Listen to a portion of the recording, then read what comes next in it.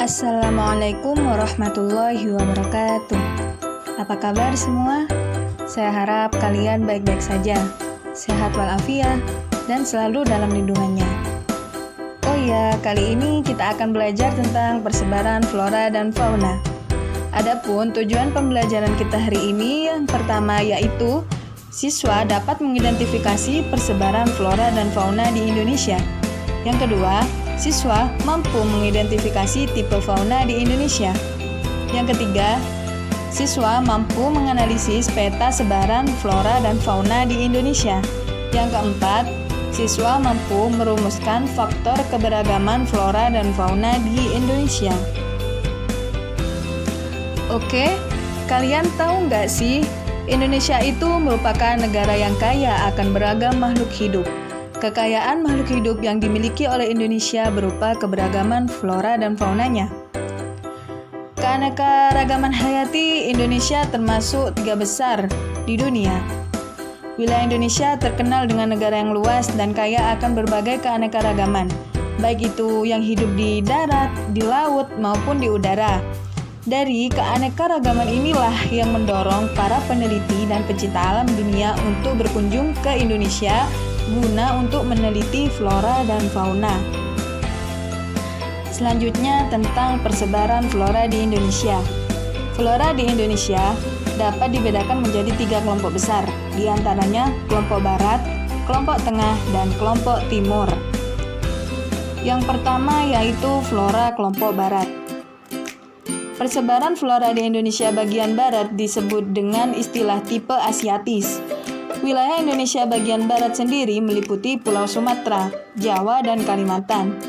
Beberapa variasi tumbuhan yang terdapat di Indonesia bagian barat antara lain jenis tanaman lumut, paku, jamur, meranti, mahoni, damar, dan lain-lain.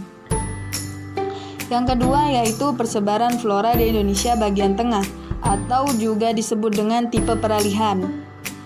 Daerah peralihan ini meliputi wilayah Pulau Sulawesi dan kepulauan di sekitarnya, serta Kepulauan Nusa Tenggara.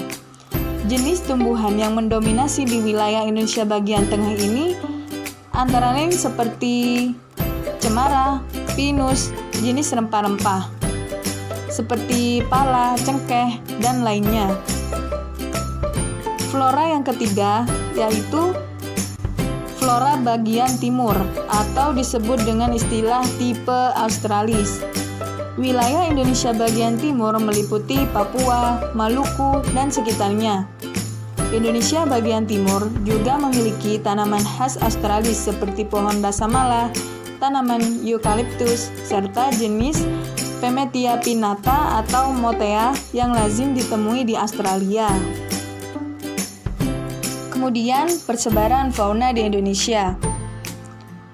Persebaran fauna di Indonesia juga dibagi menjadi 3 kelompok, yaitu kelompok bagian barat, kelompok bagian tengah, dan kelompok bagian timur. Fauna bagian barat bertipe Asiatis, disebut juga sebagai fauna dangkalan Sunda atau paparan Sunda. Berlokasi dari Sumatera sampai Jawa, contohnya rusa. Yang kedua, fauna bagian tengah, disebut juga fauna peralihan, berlokasi dari Sulawesi sampai Nusa Tenggara, contohnya komodo. Yang ketiga, fauna bagian timur, disebut juga fauna dangkalan Sahul, berlokasi dari Kepulauan Maluku sampai Papua, contohnya burung cendrawasih. Jadi bagaimana? Sudah lebih paham kan? Mulai sekarang, kalau kamu ke kebun binatang, sudah bisa dong mengklasifikasikan fauna yang ada di sana. Kamu juga tentu sudah tidak bingung lagi untuk menggolongkan bermacam-macam jenis tumbuhan. Oke, mari kita lanjut. Di sini terdapat peta persebaran flora di Indonesia. Mari kita lihat bersama. Di situ terdapat juga flora bagian barat, kemudian flora bagian tengah, dan flora bagian timur. Selanjutnya juga ada peta persebaran fauna di Indonesia. Seperti yang kita ketahui, pembagian fauna di Indonesia itu juga terdiri dari 3 kelompok, yaitu kelompok Asiatis, kelompok peralihan, dan kelompok Australis. Coba kita perhatikan peta berikut ini, yaitu tentang garis Wallace dan garis Weber. Kalian tahu nggak sih apa itu garis Wallace dan garis Weber? Garis Wallace merupakan garis khayal yang membagi flora dan fauna di Indonesia bagian barat dan tengah.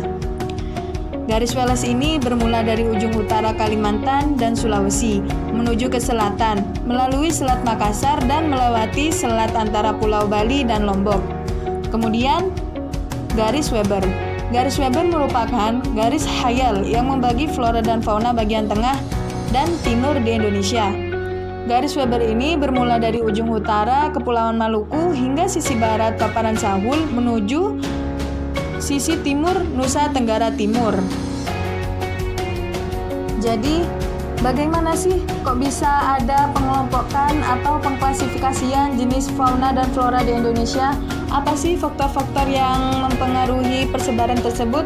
Oke, mari kita bahas faktor-faktor yang mempengaruhi persebaran flora dan fauna. Yang pertama, faktor iklim. Perbedaan iklim tercipta dari unsur-unsur pembentuk iklim, berupa suhu, angin, curah hujan, dan kelembapan udara.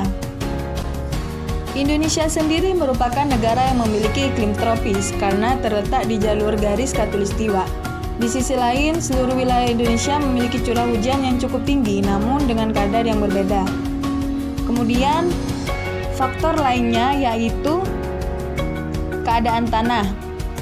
Tanah sebagai tempat berkembangnya tumbuhan tentu memiliki tingkat kesuburan yang berbeda dan akan berpengaruh terhadap jenis tumbuhan yang bisa hidup. Kemudian, faktor air. Air berpengaruh, meski setiap tumbuhan memerlukan kadar air yang tidak sama.